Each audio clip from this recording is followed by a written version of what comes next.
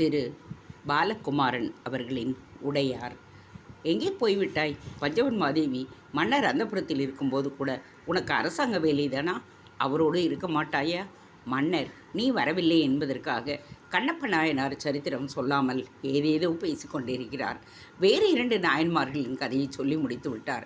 எங்கே பஞ்சவன் மாதேவியை காணும் என்று வாசல் பக்கமே பார்த்து கொண்டிருக்கிறார். தயவு செய்து என்னுடன் வா. எந்த வேலையாக இருந்தாலும் 2 நாழிகைக்கு பிறகு செய்து கொள்ளலாம். வினோதினி, எச்சுமி, நீங்கள் 2 பேரும் அந்த புறத்திற்குள் எதுவும் நுழைய முடியாத வண்ணம் தடுத்து நிறுத்துங்கள் என்று வானவன் மாதேவி வெளியே வந்து பஞ்சவன் மாதேவியை கையோடு அழைத்து கொண்டு உள்ளே போனாள். வாசலில் இருக்கும் பணிப்பெண்களுக்கு கடுமையாய் காவல் இருக்கும்படி உத்தரவும் இட்டாள். வானவன் மாதேவி கொடும்பாளூர் இளவரசி பிறந்தவுடனேயே இவள் ராஜராஜருக்குத்தான் என்று தீர்மானமாக வளர்க்கப்பட்டவள். அந்த பெண் பரம்பரையாக ஆட்சி கொடிகட்டி பறந்த குடும்பத்திலிருந்து வந்தவள். வீரத்திற்கும் விவேகத்திற்கும் பெயர் போன பரம்பரை அது. அந்த பரம்பரையிலிருந்து வந்த வானவன் மாதேவி ஓடிவந்து கைப்பிடித்து கொண்டு ஒரு தேவரடியாரை அழைத்து கொண்டு போகிறாள் என்றால், மன்னரின் 4வது மனைவியை வாய் என்று கூட்டிக் கொண்டு போகின்றார் என்றால், இது எவ்வளவு பெரிய கொடுப்பினை! மன்னர் பஞ்சவன் மாதேவிக்கு அழைத்திருக்கின்ற பெரிய உயர்வு அது. நடந்து கொண்டே இருக்கும் பொழுதே அவளுக்கு வயிறு கலக்கியது. அக்கா, திருவொற்றியூரிலிருந்து ஒற்றன் வந்திருந்தான். அவனை விசாரித்து விட்டு வருவதற்காகத்தான் போயிருந்தேன். இந்த அரண்மனைக்கு வேறு யார் வருவார்கள்? ஒற்றர்கள், படை வீரர்கள், சேனாதிபதிகள், மந்திரிமார்கள், கிராம தலைவர்கள் என்று தானே மாற்றி மாற்றி வந்து கொண்டிருப்பார்கள். நல்ல மனிதர்கள் இங்கு வந்து வெகு நாட்கள் ஆகிவிட்டது. அது உனக்கு தெரியுமா? 6-7 வருடங்களுக்கு முன்பு நம்பியாண்டார் நம்பி ஒரு பகல் பொழுது இருந்து உடனே கிளம்பிவிட்டார். அதற்கு பிறகு சொல்லிக்கொள்ளும்படியாக இந்த அரண்மனைக்கு யாருமே வரவில்லை. எவரோடும் எதுவும் பேச முடியவில்லை. மன்னர் அரசியலை பற்றி சிந்தித்து கொண்டே இருக்கிறார். எங்களுடைய நிலைமை எவ்வளவு அபத்தமாக இருக்கிறது தெரியுமா? அரசியல் தெரிந்தால் பேசலாம், இல்லை என்றால் வெறுமனே முகத்தை பார்த்து கொண்டு உட்கார்ந்திருக்கலாம் என்று முட்டாள்தனமாக போய்விட்டது. யார் செய்த புண்ணியமோ இன்றைக்கு கண்ணப்ப நாயனார் சரித்திரம் சொல்லுகிறேன் என்று அவர் உட்கார்ந்தார். அவரோடு கலகலப்பாய் சிரித்து பேசி கொண்டிருக்கின்றோம். மாமன்னரோடு இப்படி பேசியே கிட்டத்தட்ட 7-8 மாதங்கள் ஆகிவிட்டது. அவருடைய பிறந்த நாள் அன்று ஏதோ ஒரு படையெடுப்பை பற்றி சொல்ல நாங்கள் எல்லாம் வாய் திறவாமல் கேட்டுக்கொண்டிருந்தோம். இப்போது பேசப்போவது நாயன்மார்களின் சரித்திரம் என்பதால் அவருக்கு ஏற்பட்ட சந்தேகங்களை அரசரிடம் கேட்கிறோம். அரசரும் பதில் சொல்கிறார். கேள்வி கேட்டு பதில் பெறுவது எவ்வளவு சந்தோஷமாக இருக்கிறது தெரியுமா? அப்படியே நிறைய எனக்கும் பதில் கிடைத்திருக்கிறது. மற்ற பெண்களுக்கு எவ்வளவு ஏக்கம் இருக்கிறது தெரியுமா? அரசர் பேசுகிறார் அக்கா என்று ஒரு பெண் வாய்விட்டு கூவினாள். எனக்கு சிரிப்பு வந்து விட்டது. அரசியலை கவனிப்பது போல், அரண்மனையை கவனிப்பது போல் நீ தயவுசெய்து அந்த புறத்தில் உள்ள மற்ற பெண்களையும் கவனிக்க துவங்கு. இது மிக முக்கியமான விஷயம். வானவன் மாதேவி கட்டளையிடுவது போல் பஞ்சவன் மாதேவியிடம் பேசினாள். சரி அக்கா, அப்படியே செய்கிறேன் அவள் சொன்னாள். கோவில் எழும்ப துவங்கிவிட்டால் மன்னர் எங்கும் நகரமாட்டார். இங்கேயே நாள் முழுவதும் இருப்பார். ஓய்வெடுக்க அந்த புறத்திற்கு வந்து விடுவார். அப்பொழுது 1000 விஷயங்களை பேசிக்கொள்ளலாம். பஞ்சவன் மாதேவி தொடர்ந்து கூறினாள். ஆம், எனக்கும் அப்படித்தான் தோன்றுகிறது. விரைவில் கோவிலை கட்ட ஆரம்பித்து விட வேண்டும். இப்பொழுதே இந்த பேச்சை ஆரம்பிக்கலாமா? எப்பொழுது கோயில் கட்டுவார் என்று கேட்கலாமா? மன்னர் இன்னும் அந்த முடிவுக்கு வரவில்லை. 4-5 நாட்கள் குறிப்பிடப்பட்டிருக்கின்றன. எந்த நாளில் ஆரம்பிக்கப் போகிறார் என்று தெரியவில்லை. அதை அவர்தான் தீர்மானிக்க வேண்டும். அவர்கள் நீண்ட நடைகளை கடந்து படிகளில் ஏறி அந்த புறத்திற்குள் போய் விசாலமான அந்த அறைக்குள் நுழைந்தனர். மன்னருக்கு எதிரேயுள்ள பஞ்சனையில் பஞ்சவன் மாதேவி உட்கார, அவளை மன்னர் என்ன என்பது போல் பார்க்க எதுவுமில்லை என்று கண்களாலேயே அவள் பதில் சொன்னாள்.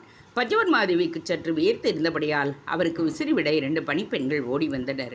அதில் ஒரு பணிப்பெண்ணை தடுத்துவிட்டு மன்னரின் ஒரு மனைவி பஞ்சவன் மாதேவிக்கு விசிற துவங்க அவள் திரும்பி வேண்டாம் என்று கண்களால் மெல்ல கடிந்து கொண்டாள். பணிப்பெண்கள் விசிறட்டும், மன்னருக்கு அருகே போய் உட்கார் என்று கட்டளையிட அவள் மன்னருக்கு அருகே போய் உட்கார்ந்து கொண்டாள். இன்னும் கண்ணப்ப நாயனார் கதை சொல்லவில்லை அல்லவா?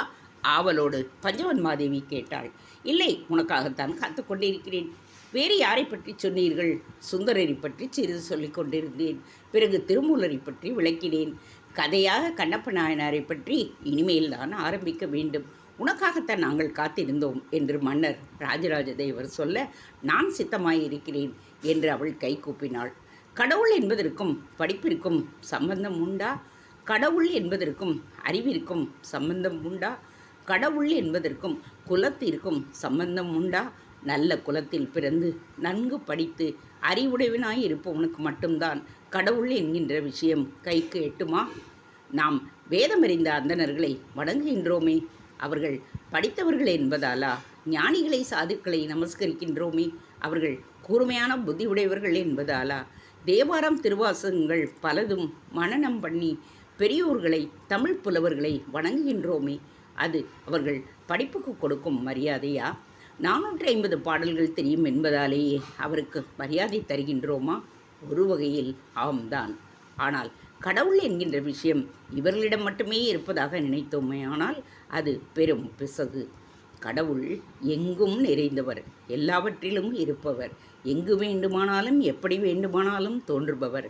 அவரை பிடிப்பதற்கு எது முக்கியம்? அன்புதான் முக்கியம். சரணடைந்ததால் முக்கியம்.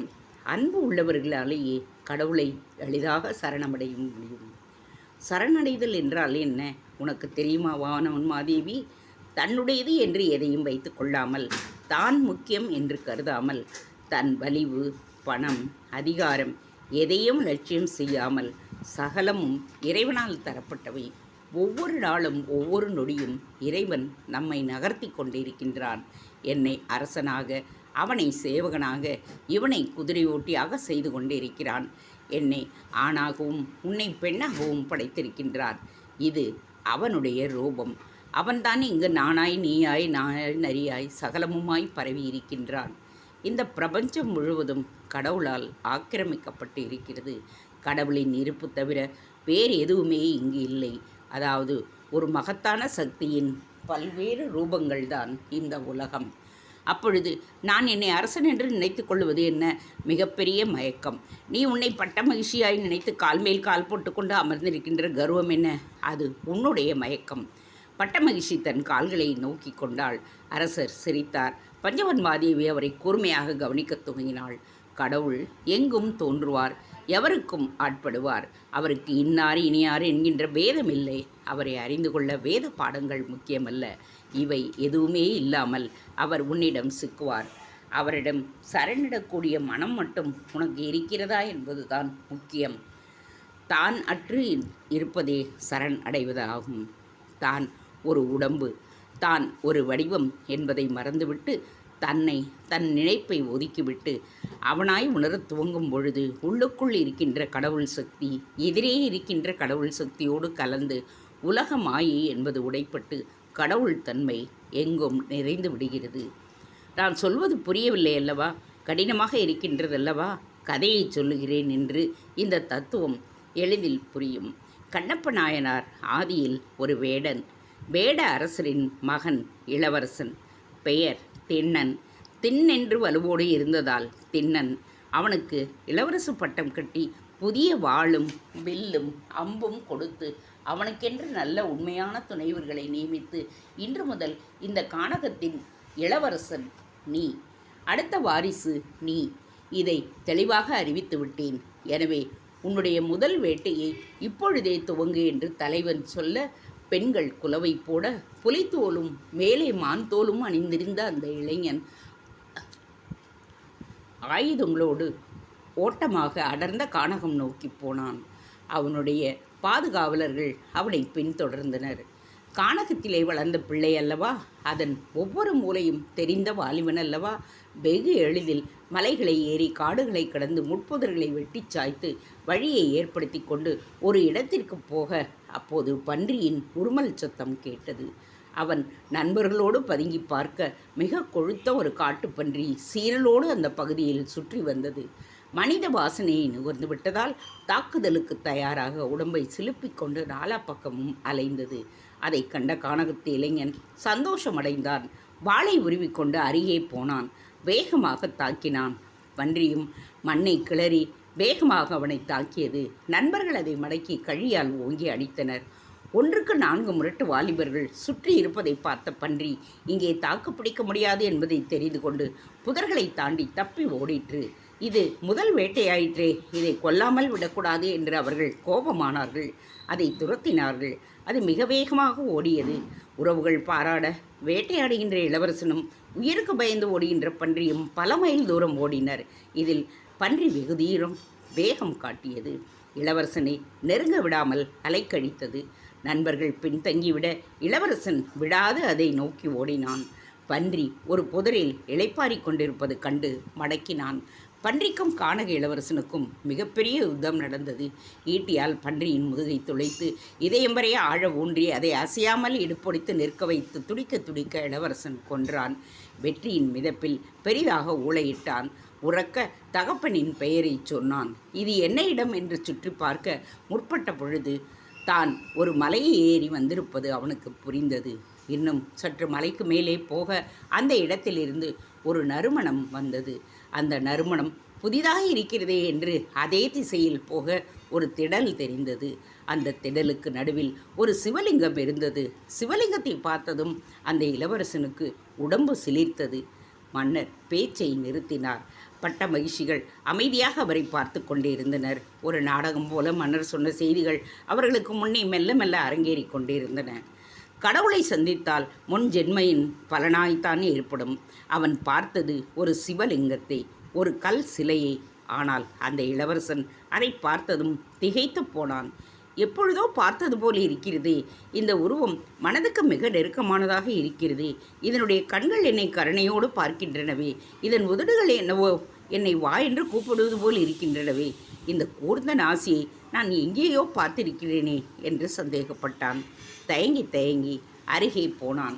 மண்டியிட்டான். அந்த சிவலிங்கத்தின் முகத்தில் வெள்ளியால் கண்கள் வரையப்பட்டு இருந்தன. கூர்ந்த நாசி பதிக்கப்பட்டு இருந்தது. உதடுகள் வரையப்பட்டு இருந்தன. தேர்ந்த சிற்பியால் செய்யப்பட்டிருந்ததால் அதில் ஒரு உயிரோட்டமும் இருந்தது.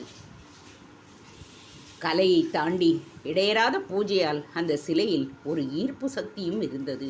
அதையும் தாண்டி அந்த இடம் பிரகாசமானதாக மாறியது. மண்டியிட்ட இளவரசன் தன்னை மறந்து கை கூப்பினான். நலமா என்று கேட்டான். ஏன் அப்படி கேட்டோம் என்று அவனுக்கே புரியவில்லை. இந்த கானகத்தில் இப்பேற்பட்ட சூழ்நிலையில் காட்டு மிருகங்களோடு தனியே அமர்ந்திருக்கிறீர்களே, அவைகளால் எதுவும் அபாயமில்லாமல் இருக்கிறதா?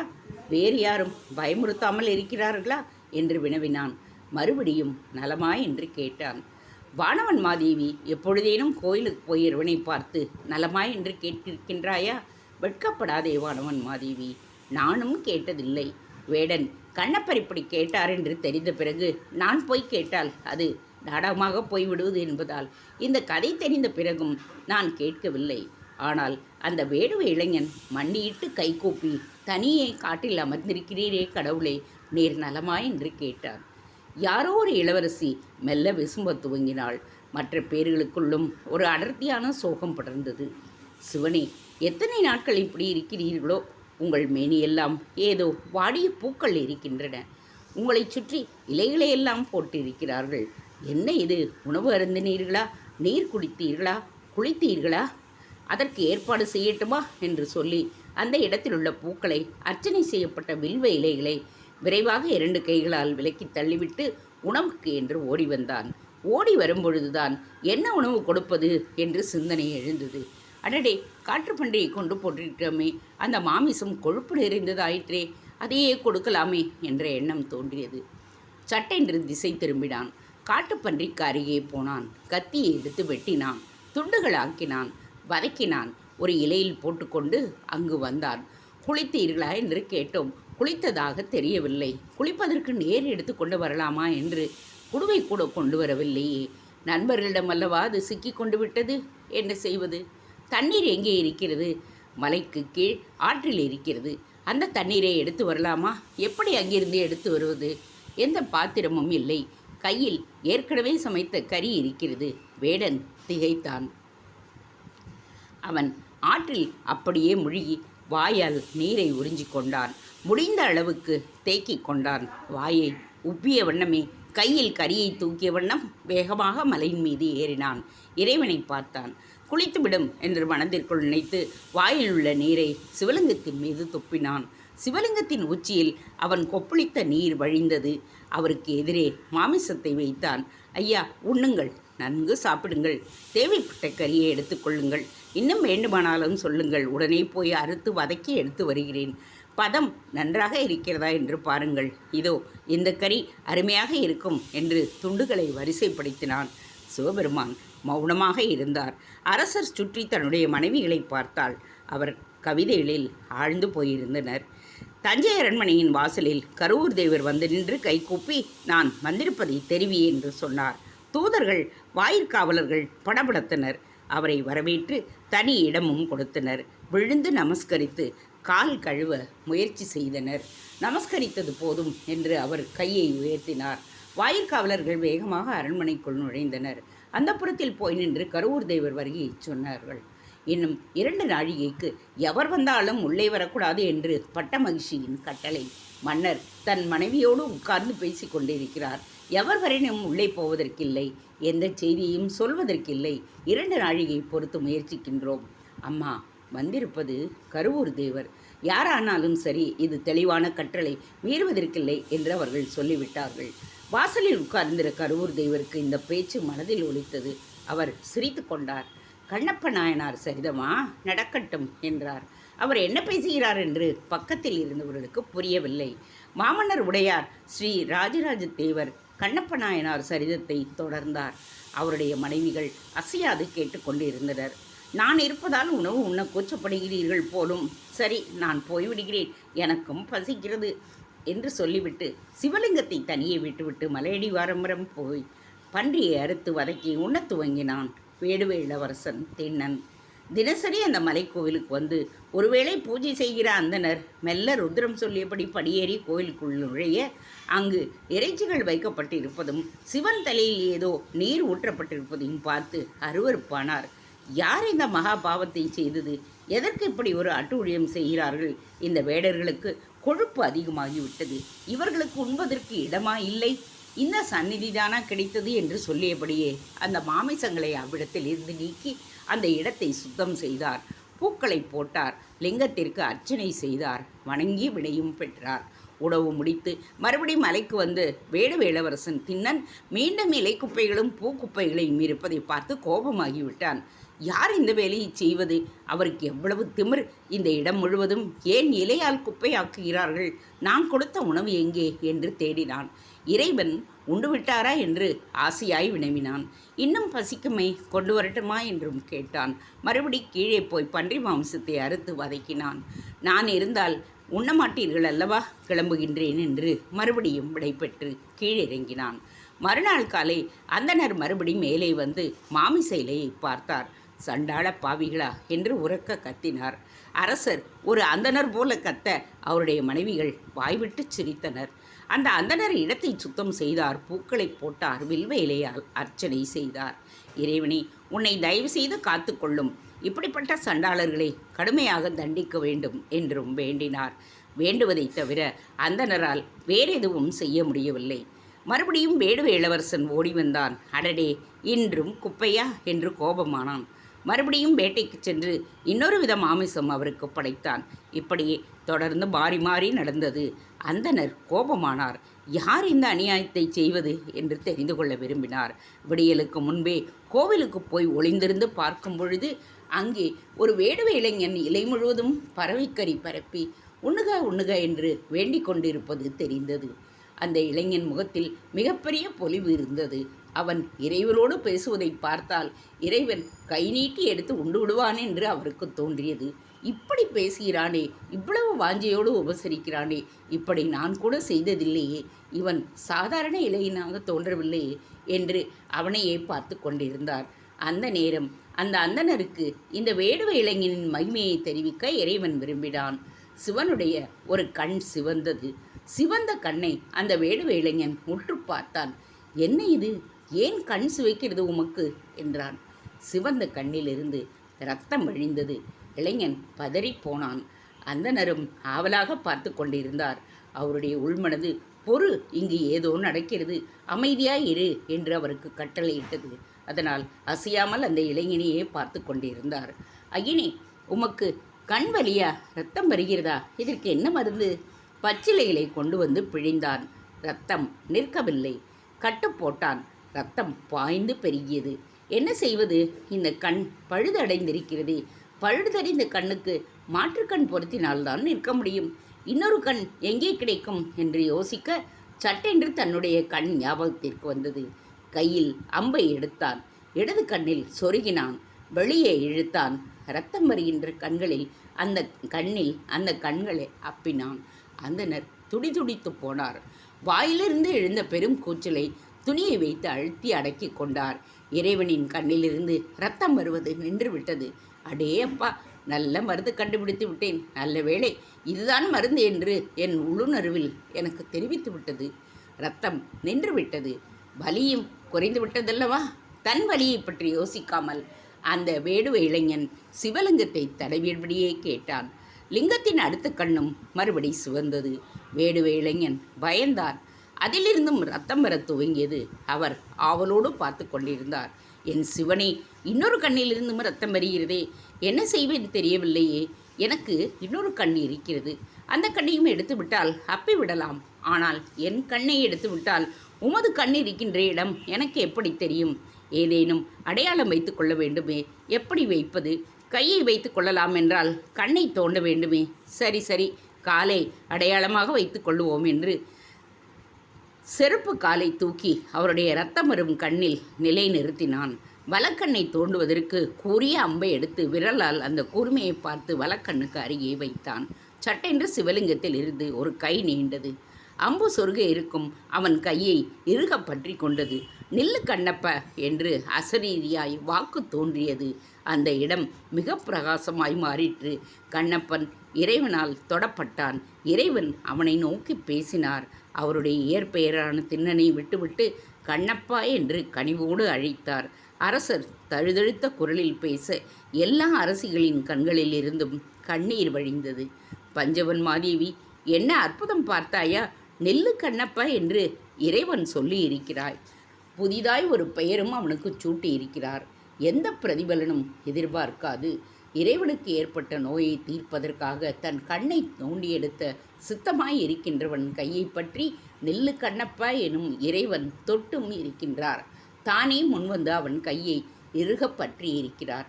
இறைவனுக்கே தேடி தேடி இந்த ஜனசமூகம் அலைந்து கொண்டு இருக்கின்றது. அந்த வேடுவனை நோக்கி இறைவன் வந்து அவனை தொட்டு இருக்கிறான் என்றால் அந்த வேடன் செய்த பாக்கியம் என்ன? இந்த சரணாகதி எவ்வளவு உயர்வான விஷயம்! தனக்கு கண் வேண்டியதில்லை என்று சொல்லி இறைவனுக்கு தன் உடலை, தன் கண்ணை தான் அர்ப்பணிக்கின்ற அந்த அற்புதம் வேறு எந்த மதத்திலாவது, வேறு எந்த தேசத்திலாவது நடந்திருக்கின்றதா? என்ன புத்தம், என்ன சமணம், இரக்கம், அன்பு, கருணை என்று தானே சொல்லுகிறார்கள். இதைவிட அன்பு, இதைவிட இரக்கம், இதைவிட கனிந்த ஒரு மனநிலை வேறு ஏதேனும் உண்டா? அரசரின் கண்களிலிருந்து மெல்ல கண்ணீர் வழிந்தது. அவர் பஞ்சனையில் சாய்ந்து கொண்டார். அரசிகள் அவருக்கு அருகே போய் அவரின் முதுகை தடவினர். அவர் நிமிர்ந்து உட்கார்ந்தார். சிரித்தார். நான் இங்கே நெகிழ்ந்து போகிறேன். திரும்ப திரும்ப அந்த கதையை யோசித்து வியந்து போகிறேன். நில்லு கண்ணப்பா என்கின்ற சத்தம் என் காதில் இடையராது கேட்டுக்கொண்டிருக்கிறது. சைவ சமயமே சமயம், சேரவாரீர் ஜெகதீரே என்று கூவத் தோன்றுகின்றது. சிவன் ருத்ரன் அல்ல, ரௌத்ரமுடையவன் அல்ல, கோபமானவன் அல்ல. அவன் அன்பே வடிவானவன். அன்பே சிவம் என்பது பல்வேறு கதைகளால் நிரூபிக்கப்பட்டிருக்கிறது. பிறகு என்ன ஆயிற்று? கதையை தொடருங்களேன். ஒரு அரசி கேட்க அரசர் தலை நிமிர்ந்தார். உடம்பை உதறிக்கொண்டார். அந்தனர் வாயடைத்து போய் இறைவன் தோன்றியதை பார்த்தார். கண்ணப்பா என்ற வார்த்தையை கேட்டார். ஓடி வந்து கண்ணப்பனின் காலில் விழுந்து வணங்கினார். கண்ணப்பன் இறைவனால் தீண்டப்பட்டவுடன் 2 கண்களும் பெற்றவனானான். நீர்தான் பூஜை செய்கின்ற அந்தனரோ, இது குப்பை என்று நான் நினைத்து விட்டேன், மன்னிக்க வேண்டும் என்று கைகூப்பினான். அந்தனர் பார்க்க இறைவனோடு ஜோதியில் 2 கலந்து விட்டான். அந்தனர் மலையிலிருந்து கீழே இறங்கி வந்து அந்த வேடுவேளைஞன் கண்ணப்பன் என்று பெயர் பெற்றதே அவர்கள் கூட்டத்திற்கும் ஊருக்கும் சொல்ல இன்றைக்கும் அந்த ஊர் சிவனின் புகழை சொல்லிக்கொண்டு விளங்கி வருகிறது. கண்ணப்பர் பதை பேசி வருகிறது. இப்படிப்பட்ட சிவனுக்கு நாம் கோவில் எழுப்ப வேண்டாமா? ஒரு உயர்ந்த இருப்பிடத்தை என் வாழ்நாளிலே அமைத்து தர வேண்டாமா? ராஜராஜ சோழன் சிறந்த சிவபக்தன், சைவ சமயம் தழைக்க போராடியவன் என்று தமிழ் கூறும் நல்லுலகம் சொல்ல வேண்டாமா? சைவ சமயம் உலகமெங்கும் பரவ வேண்டாமா? எனவேதான் நான் எல்லாம் வல்ல இறைவனுக்கு என்னால் எவ்வளவு பெரிதாக கோவில் கட்ட முடியுமோ அவ்வளவு பெரிதாய் கோவில் கட்ட விரும்புகின்றேன். அவன் மிக பெரியவன், சொல்லுக்கு அடங்காத அளவுக்கு பெரியவன். எனவே என்னால் முடிந்த அளவுக்கு உயரமான ஒரு விமானம் கட்ட விரும்புகின்றேன். அன்புள்ளவர்களே, உங்கள் ஆதரவு தேவை. உங்கள் குடும்பத்தாரின் ஆதரவு தேவை. உங்கள் ஊருக்கு நீங்கள் போய் உங்கள் குடும்பத்தாருக்கு இவற்றை சொல்லி அவர்களால் இயன்ற அளவு மனித பலமும் பொருள் பலமும் எனக்கு வழங்க வேண்டும் என்று நீங்கள் வேண்டிக் கொண்டு வர வேண்டும். இதில் கட்டாயம் எதுவும் இல்லை. கொடுக்க சம்மதமில்லை எனில் தர வேண்டிய அவசியமில்லை. எனவே யாசகமாக மன்னர் ராஜராஜர் கேட்கிறார் என்று மட்டும் கேளுங்கள். இது கட்டளை இல்லை என்று தெளிவாக சொல்லிவிடுங்கள். நீங்களும் கடுமையாக பேசாதீர்கள். வெகு நிச்சயமாக உங்கள் ஊர்களிலிருந்து மனமுவந்து பல்வேறு பொருட்கள் அளிப்பார்கள். எத்தனை வந்தாலும் நான் நினைத்து கொண்டிருக்கின்ற கோவில் கட்டுவதற்கு செல்வம் போதாதுதான். ஆழ்படைகள் மிகவும் அதிகம் வேண்டும். எனவே எல்லாம் அல்ல சிவனுக்கு நாம் எல்லோரும் சேர்ந்து கோவில் கட்டுவதற்கான ஏற்பாடுகளை செய்ய வேண்டும். இது என் அன்பான கோரிக்கை. மன்னர் கைகூப்பினார். அரசிகள் துடித்து போனார்கள். என்ன இது கட்டளையிட வேண்டிய நீங்கள் கோரிக்கை என்று சொல்லுகிறீர்களே? கட்டளை வேறு விஷயத்தில் இடலாம், இங்கே இடுவது தகாது. எனவேதான் இதை கோரிக்கை என்று சொல்லுகிறேன். பணபலம் ஆள்பலம் மட்டுமில்லாமல் சேவை செய்வதற்கு நிறைய பெண்களும் வேண்டும். நடன மாதர்களும் வேண்டும். சமைப்பதற்கான ஆட்கள் வேண்டும். உற்சாகமூட்ட வாத்தியக்காரர்கள் வேண்டும். காவலர்கள் வேண்டும். கயிறு நூற்பவர்கள் வேண்டும். கம்மாளர்கள் வேண்டும். எனவே இவைகளையும் உங்கள் ஊர்களிலிருந்து நீங்கள் கொண்டு வாருங்கள். அவர்களுக்கு முடிந்த வசதிகளை செய்து தருகின்றேன். நல்ல வசதிகள் கிடைக்கும் என்று அவர்கள் எதிர்பார்க்க வேண்டாம். இது கோவில் பணி என்பதால் கிடைத்த வசதிகளை வைத்துக்கொண்டு எல்லோரும் உழைக்க வேண்டும் என்று கைகூப்பி கேட்டுக்கொள்ளுகின்றேன் என்று மன்னர் சொல்ல மற்ற அரசியர் எழுந்து நின்றனர். கோவில் கட்ட மன்னருக்கு உறுதுணையாக இருப்போம் என்று பிரதிஜை செய்தார்கள். பஞ்சவன் மாதேவி வாசல் பக்கமுள்ள காவல் பெண்களை கால் மாற்றி தவிப்பதைக் கண்டு உணர்ந்தாள். எழுந்து அருகே சென்றாள். கருவூர் தேவர் வந்திருக்கிறாராம். வந்து 1.5 நாழிகை ஆகிவிட்டதாம். வாசலில் உட்கார வைத்திருக்கிறார்களாம். நீங்கள் யாரையும் உள்ளே விட வேண்டும் என்றதால் அனுப்பவில்லை. அடிப்பாவிகளா, இது மற்றவர்களுக்கு பொருந்துமே தவிர கருவூர் தேவருக்கு பொருந்துமா? சட்டென்று உள்ளே அனுப்பாமல் வாசலில் உட்கார வைத்தீர்களே, மன்னருக்கு தெரிந்தால் சீற்றம் கொள்வாரே. என்னடி முட்டாள் பெண்களை இப்படி செய்துவிட்டீர்கள் என்று படபடத்தவள் சட்டென்று சமாதானமானாள். உள்ளே போனாள். தஞ்சையில் உள்ள பிரம்மராயரின் ஆழ்வருண் வந்திருப்பதாக அடுத்ததாக ஒரு தகவல் வந்தது. என்ன என்று அந்த வீரனிடம் விசாரித்தாள். அம்மா, நடுநாட்டைச் சேர்ந்த கூடலிலிருந்து ஆட்கள் வந்திருக்கிறார்கள். சொல், என்ன விஷயம்? ஏதோ துக்கச் செய்தியை கொண்டு வந்திருக்கிறார்கள். அப்படியா? யார் அவர்கள்? பிரம்மராயரை தேடினார்கள். அவர் இல்லை என்றதும் உங்களை பார்க்க ஆசைப்படுகிறார்கள். மிக மோசமான செய்தி என்று சொல்கிறார்கள். நடுநாடா? யாராக இருக்கும்? பஞ்சவன் மாதேவி வேகமாக சிந்தித்தாள். யாரை முதலில் உள்ளே வரச் சொல்வது என்று தடுமாறினாள். கருவூர் தேவரை வரச் சொல் என்று கட்டளையிட்டாள். படியில் இறங்கி அரண்மனை வாசல் நோக்கி அவளை ஓடினாள். அவளுக்கு முன்னால் ஆட்கள் ஓடினர். ஆட்கள் ஓடி வருவதை பார்த்து கருவூர் தேவர் எழுந்தார். பின்னர் பஞ்சவன் மாதேவி ஓடுவதை பார்த்து அறையை விட்டு வெளியே வந்தார். நடந்து அவளை நோக்கி நின்று வாழ்க பஞ்சவன் மாதேவி என்று கையை உயர்த்தினார். அவர் காலடியில் விழுந்து வணங்கினாள். மன்னர் கண்ணப்ப நாயனார் சரித்திரத்தில் மௌனமாய் உட்கார்ந்திருக்க அவரை சுற்றியுள்ள அரசிகளும் அதே விஷயத்தில் மனம் தோய்ந்து உட்கார்ந்திருந்தனர். கருவூர் தேவருக்கு பின்னால் வெகு தூரத்தில் 4 வீரர்கள் நின்றிருந்தனர். அவர்கள் கையில் குத்தியிட்டிகள் இருந்தன. அரசர் தங்களை பார்ப்பதை தெரிந்து கொண்டனர். அவர்களில் வயது முதிர்ந்த ஒருவன் தன் கையில் இருக்கிற குத்தியிட்டியை தலைகீழாக புரட்டி காட்டினான். அதற்கு துக்கச் செய்தி என்று பொருள். கருவூர் தேவருக்கு கண் பின்னாலும் இருந்தது. ஈட்டி திருப்பப்படுவதை அவரும் உணர்ந்தார். அம்மணி, உள்ளே போகலாம் வா. மன்னரை நான் உடனே சந்தித்தாக வேண்டும் என்று கூறினார். பஞ்சவன் மாதேவியும் கருவூர் தேவரும் அந்தப்புறம் நோக்கி நடக்கத் துவங்கினர். ஒரு திருப்பத்தில் சேடிப்பொன் ஒருத்தி பஞ்சவன் மாதேவியை அணுகினாள். குடிக்க நீர் கொடுத்தாள். குடிக்கும்போது செம்பியன் மாதேவி தான் துக்கச் செய்தி, கடலூரில் மரணம் என்றாள். பஞ்சவன் மாதேவிக்கு விக்கிட்டு நன்றி என்றாள். சிறு எக்காலம் முழங்கப்பட்டது. பறை அதிர்ந்தது. கருவூர் தேவரின் வருகை அரண்மனையில் உள்ள எல்லோருக்கும் சொல்லப்பட்டது. உடையார் ஸ்ரீ ராஜராஜ தேவர் பேசுவதை நிறுத்திவிட்டு துள்ளி எழுந்தார். உடனிருந்த அவர் மனைவிகளும் எழுந்து நின்றனர். வாசல் பக்கம் காவல் காத்து கொண்டிருந்த எச்சிமி ஓடி வந்தாள். கருவூர் தேவர் வருகிறார். பஞ்சவன் மாதேவி அவர்களை அழைத்து வருகிறார். என் சிவனே, என் சிவனே! மன்னர் கை கூப்பினார். வானத்தை பார்த்தார். கண்ணப்ப நாயனார் சரிதம் சொல்லிக் கொண்டிருக்கும் பொழுது நான் கருவூர் தேவரைத்தான் நினைத்தேன். அவரை பார்க்க வேண்டும் என்று ஆசைப்பட்டேன். எப்பொழுது மனதில் ஆசை பொங்கி வழிகிறதோ அப்பொழுதெல்லாம் கருவூர் தேவர் எனக்கு அருகே வந்து விடுகிறார் என்று சொன்னார். எதற்கு கருவூர் தேவரை பார்க்க ஆசைப்பட்டீர்கள்? பட்ட மகிழ்ச்சி அவளோடு கேட்டாள். அவருக்கு மன்னரை பற்றி மெல்லியதாய் ஒரு பயம் தொற்றிக் கொண்டது. மன்னர் அதிகமாக சிவகாரியங்களில் ஈடுபட்டு உலக வாழ்க்கையே மறந்து எங்கேனும் துறவு மேற்கொண்டு விடுவாரோ என்ற பயம் சில மாதங்களாக அவளுக்கு ஏற்பட்டு இருந்தது. மன்னரை திசை திருப்ப வேண்டும் என்ற எண்ணமும் முளைவிட்டு கொண்டே இருந்தது. பஞ்சவன் மாதேவியிடம் இதை பற்றி பேசலாமா வேண்டாமா என்றுதான் ஆலோசித்து கொண்டிருந்தாள். எனவே மன்னருடைய மனநிலையை அறிய அவள் தொடர்ந்து கேள்விகளை கேட்டாள். கண்ணப்ப நாயனாரின் மனநிலை போல என்னால் ஆக முடியாது என்று கேட்கத்தான் நான் கருவூர் தேவரை சந்திக்க விரும்பினேன். ஒரு வேடனுக்கு இறைபக்தி, அசைக்க முடியாத நம்பிக்கை எப்படி வந்தது? இறை உணர்வு வருவதற்கு காரணம் என்ன? அது புத்தியா, மனமா? அதற்கு காரணம் பூர்வ வினையா அல்லது முயற்சியா? அதை தெரிந்து கொள்ள எனக்கு ஆவலாக இருக்கிறது. இதெல்லாம் தெரிந்து என்ன செய்ய போகிறீர்கள்? பட்ட மகிழ்ச்சி கேட்க சட்டென்று திரும்பினார் மன்னர். ஏன், உனக்கு என்ன பயம்? அரசர் உலகமாதேவியை மனப்போக்கை தெரிந்து கொண்டு கேள்வி கேட்டார். அரசர் அரசராக அல்லவா இருக்க வேண்டும்? நீங்கள் மாறி வருகிறீர்களே என்ற ஒரு கவலைதான். என்ன விதமாக மாறுகிறேன்? அதிகம் கடவுள் விஷயத்தில் ஈடுபடுகிறீர்கள். நீங்கள் கோவில் கட்டுவது என்பது கூட சாதாரணமாக ஒரு பெருமைக்காக, கம்பீரத்துக்காக, மற்றவர்கள் புகழ வேண்டும் என்பதற்காக இல்லை.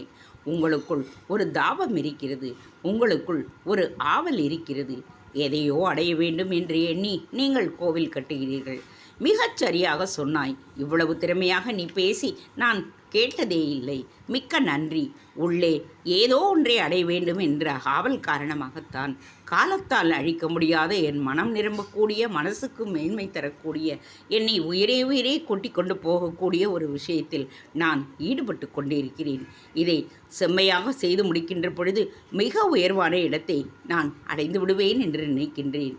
மிக உயர்வான இடம் என்றால் என்ன மன்னரே? உலகமாதேவி மறுபடியும் கவலையோடு கேட்டாள். இறைவனுடன் இரண்டர கலப்பது. இறைவனுடன் இரண்டர கலப்பது என்றால் இறந்து போவதா மன்னரே? உலகமாதேவி உடனே கேள்வியை எழுப்பியது. அவள் குரல் கம்மி குமரத் துவங்கி இருந்தது. அரசி, மரணம் சகலருக்கும் வரும். உனக்கும் வரும், உன் தகப்பனுக்கும் வரும், உன் பிள்ளைக்கும் வரும், எனக்கும் வரும், எதிரே இருக்கிறவர்களுக்கும் வரும், இனி வரப்போகிறவர்களுக்கும் வரும். மரணம் கண்டா பயப்படுகின்றாய்? போர் செய்யும் மறவர் குலத்தில் பிறந்துவிட்டு இறப்பதற்கு கவலைப்படுகிறாயே? உனக்கு வயது ஆகிவிட்டது. வானவன் மாதேவி வயதாக வாழ்க்கையை இறுக்கி பிடித்து கொள்ள வேண்டும், இன்னும் அனுபவிக்க வேண்டும் என்று உனக்கு தோன்றிவிட்டது. புருஷனோடு கட்டி கிடக்க வேண்டும் என்று ஆசைப்படுகின்றாய். இது பற்றி நாம் பிறகு விரிவாக பேசலாம். மன்னர் பட்ட மகிழ்ச்சியை தாண்டி வாசலை நோக்கி விரைவாக நடந்தார். மேல்மாட படிகளின் பக்கம் போய் கீழே இறங்கினார். அந்தப்புறத்தின் வாசலிலிருந்து மெய்க்காவல் படையினர் அவரை சூழ்ந்து கொண்டனர். அவசியமில்லை, சற்று விலகி நில்லுங்கள். கருவூர் தேவர் வருகிற போது இத்தனை வீரர்கள் தேவையில்லை, மன்னர் கட்டளையிட்டார். ஆனால் அவர் கட்டளையை மெய்க்காவல் படையினர் கேட்கவில்லை. கூடவே வந்தது.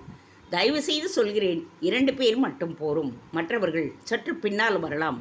மன்னர் சொல்ல மெய்க்காவல் படைத்தலைவர்கள் போல இருந்த 2 வீரர்கள் மன்னரை பின்தொடர்ந்தனர். மற்றவர்கள் சற்று பின்னால் வந்தார்கள். கருவூர் தேவர் அரண்மனை வாசலை தாண்டி உள்ளே வர மன்னர் அவரை எதிர்கொண்டு வரவேற்றார். நேரே போய் அவர் பாதங்களில் நெடுஞ்சான் கிடையாய் விழுந்து வணங்கினார். கருவூர் தேவரை மன்னரை அள்ளி எடுத்துக்கொண்டு ஒரு குழந்தையை பார்க்கின்ற பரிவோடு ஆவலாக பார்த்தார். மன்னர் அந்த பார்வையை தாங்கிக் கொள்ள முடியவில்லை. கண்களை மூடிக்கொண்டார். கண்களை மூடிக்கொள்ளுகின்ற பொழுதே மனம் மொத்தமாக கழற்றி குருவின் பாலடியில் வைத்து விட்டார். மன்னர் தானற்று தன் எதிரே நிற்பது கருவூர் தேவருக்கு புரிந்தது. என் சிவனே, என் சிவனே, நீ நீண்ட நெடுங்காலம் வாழ்ந்து சந்திர சூரியர்கள் உள்ளவரை இந்த உலகத்தில் கொடிகட்டி பறக்க வேண்டும் ஐயா என்று தலையில் கை வைத்து ஆசீர்வாதம் செய்தார். அடிவயிற்றில் குரல் எழுப்பி மாமன்னர் உடையார் ஸ்ரீ ராஜராஜ தேவர் வாழ்க என்று உரக்க கத்தினார். உடனிருந்த மெய்க்காவல் படையினரும் கருவூர் தேவரின் சீடர்களும் மற்ற வேலைக்காரர்களும் தொடர்ந்து அவருடைய வாக்கை எதிரொலித்தார்கள்.